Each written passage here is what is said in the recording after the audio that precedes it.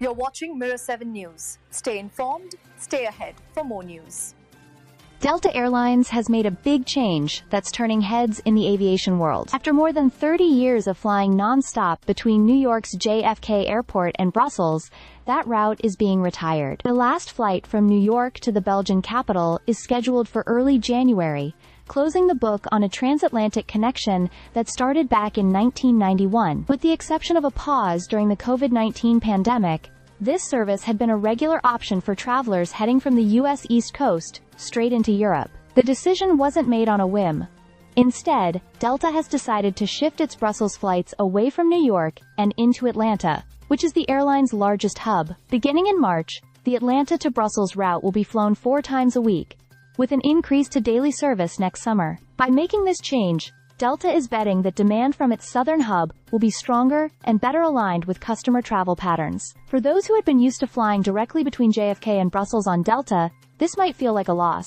The airline had been offering that flight 4 times a week, and for business travelers or those connecting in New York, it was a convenient transatlantic option. Now, the only direct flights on that route will be operated by Lufthansa. Interestingly, Lufthansa is a partner airline to Delta through the SkyTeam Alliance, which means some coordination across the two carriers could still make travel smooth, even if it's not Delta itself flying the leg from JFK. From an industry perspective, this kind of move shows how airlines continue to adjust routes based on both profitability and passenger trends. New York is one of the most competitive markets in the world, with airlines fighting hard for limited slots at JFK. Atlanta, on the other hand, is firmly controlled by Delta, giving the carrier more flexibility to grow and strengthen its European connections without as much competition. It's worth noting that this change also reflects how airlines still respond to the shifting dynamics created by the pandemic. Demand patterns are different now, with business travel slower to rebound in some markets and leisure travelers driving more of the transatlantic traffic. By consolidating the Brussels service in Atlanta, Delta is positioning itself to capture more of that demand in a way that better matches its network strategy.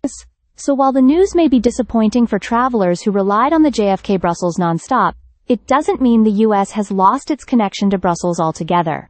The route is simply being moved and restructured, with passengers still having options through Atlanta or with Delta's European partners. For now, the change marks the end of a long-running New York tradition, but it's also the beginning of a new chapter in Delta's evolving transatlantic strategy. Stay subscribed for more videos.